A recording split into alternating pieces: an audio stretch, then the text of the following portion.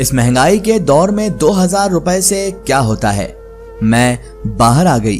तेज चिलचिलाती धूप में बस स्टॉप के बीच में बैठकर बस का इंतजार कर रही थी और मुझे अपनी बेबसी पर रोना आ गया।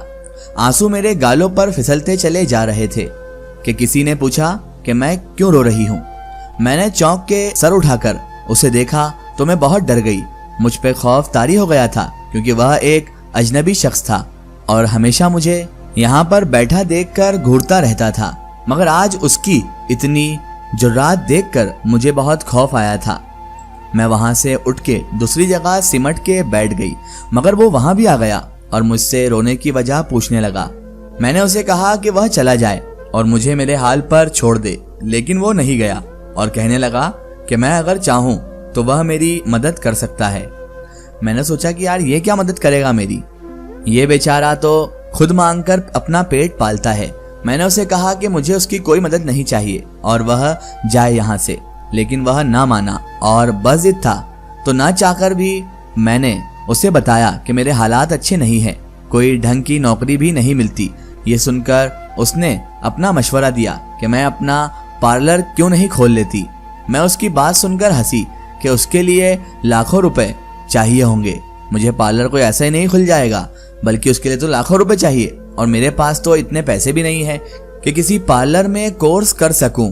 सीखने के लिए भी पैसे लगते हैं। ये सुनकर उसने अपनी जेब से कागज और कलम निकाला और कागज पे कुछ लिखा। फिर कागज मेरी तरफ बढ़ाते हुए बोला, ये मेरा नंबर है, तुम सोच लो, फिर मुझे कॉल कर लेना, मैं तुम्हें पैसे ला दूंगा।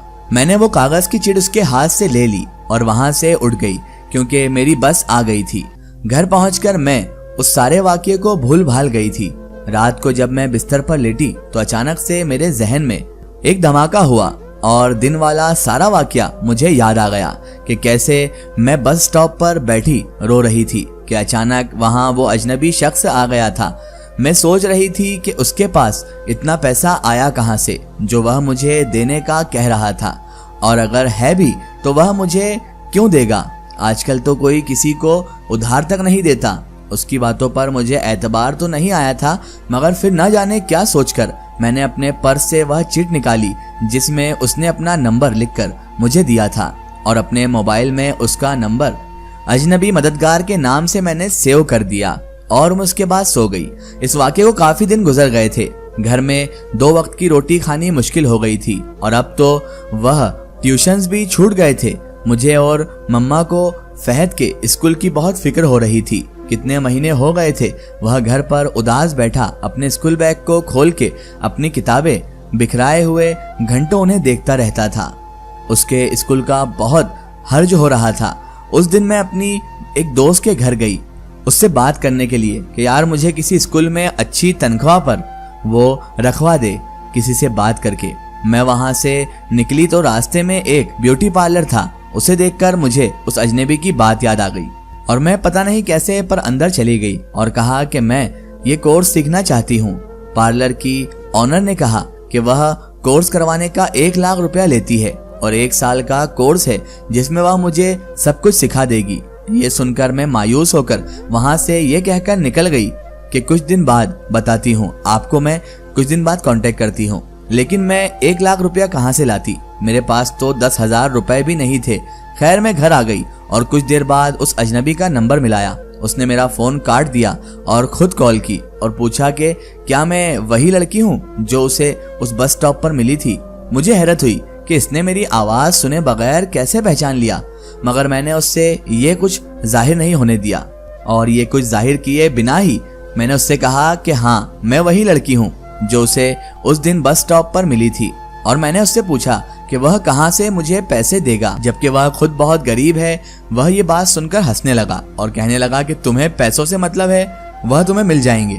तुम तो ये बताओ तुम्हें पैसे कितने चाहिए, बोलो कितने चाहिए। मैंने कहा कि मुझे 1 लाख रुपया चाहिए पार्लर के कोर्स के लिए और मैं ये पैसे उसे लौटा दूंगी। उसने मुझे उसी बस स्टॉप पर बुलाया और मैंने हामी भी भर ली। अगले दिन मैं वहां पहुंची तो वहां पहले से वो मौजूद था। उसने मेरे हाथ में लिफाफा दिया और खामोशी से वापस चला गया। मैंने वह लिफाफा खट से अपने पर्स में रख लिया और वापस घर आ गई। कमरे में आकर दरवाजा बंद करके मैंने लिफाफे को खोला तो मेरी हैरत की इंतहा न रही जब मैंने देखा कि लिफाफे में 2 लाख रुपए पड़े हैं। मैंने उसे कॉल की और पूछा कि मुझे 1 लाख की जरूरत थी, तुमने 2 लाख रुपए क्यों दिए? तो वह बोला कि 1 लाख पार्लर में दोगी और 1 तब तक आहिस्ता आहिस्ता घर में खर्च करना। मैंने उसका शुक्रिया अदा किया और खुशी में आकर उससे वादा भी कर लिया कि जिंदगी में उसे मेरी भी कोई मदद की जरूरत पड़ी तो लाजिमी है कि मैं उसकी मदद करूंगी। वह मुझे अपनी बहन समझे। मुझे नहीं मालूम था कि अनजाने में मुझसे कितनी बड़ी गलती हो गई है। मैंने फोन रख दिया। दूसरे दिन पार्लर में पैसे जमा करवाए और पार्लर ज्वाइन कर लिया। दिन इसी तरह गुजरते जा रहे थे। मैंने बहुत कुछ सीख लिया था और फहद को स्कूल में दाखिल करवा दिया था। इसी तरह साल पूरा हो गया। पार्लर से मुझे कोर्स सर्टिफिकेट भी मिल गया। अब मैं अपना पार्लर खोलना चाहती थी।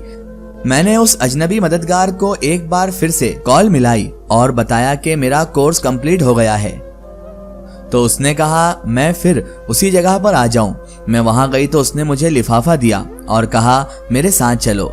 मैं तजब्जुब में मुब्तला हो गई तो बोला मैंने तुम्हारे लिए पार्लर देख लिया है जो कोई किराए पर दे रहा है। मैं उसके साथ चली गई और सारे मामला तय किए और घर आ गई। दूसरे दिन से पार्लर पर बैठ गई और पार्लर ओपन का बोर्ड लगा दिया। अपनी मदद के लिए एक लड़की भी रख ली। पार्लर चल पड़ा था। घर के हालात ठीक होने लगे थे। मैं तो उसे अपना मोहसिन समझ बैठी थी और दिन रात उसे ही दुआएं देती रहती थी। खवातीन जोक दर जोक आती। उनमें से एक खातून आप भी थी जिन्होंने मुझे पसंद किया और मुझे अपनी बहू बना लिया। मेरी शादी की तैयारियां हो रही थी कि एक दिन अजनबी मददगार ने मेरे पास आकर मुझसे कहा कि उसे मुझसे कुछ चाहिए। मैंने कहा कि मैं उसके सब पैसे लौटा दूंगी, वह कुछ वक्त दे। उसने कहा कि उसे पैसे नहीं चाहिए बल्कि उसे मेरी मदद चाहिए। यूं उसने मुझे मेरे ही नादानी में किया हुआ वादा याद करवाया था जो मैंने उससे 2 लाख रुपए लेने के बदले किया था। मैं उसकी बात सुनकर काफी परेशान हो गई थी कि जाने अब वह मुझसे क्या मांग ले। लेकिन मैंने दिल कड़ा कर उससे कहा कि मांगो, क्या मांगते हो? लेकिन उसकी बात सुनकर मेरे औसान खता हो गए। उसने मुझसे कहा कि तुम मुझे अपने साथ अपने दहेज में लेकर जाओगी। मैं हैरान हो गई, मगर ये कैसे हो सकता है? तो वह बोला कि मैं तुम्हें बताता हूँ, तुम मुझे अपने साथ काम वाली बनाकर ले जाओगी। मैं हर वक्त खुद को ढांप कर रखूंगा, किसी को खबर तक ना होगी कि मैं लड़की नहीं बल्कि लड़का हूँ। उसकी बात सुनकर मुझे अब गुस्सा आने लगा था।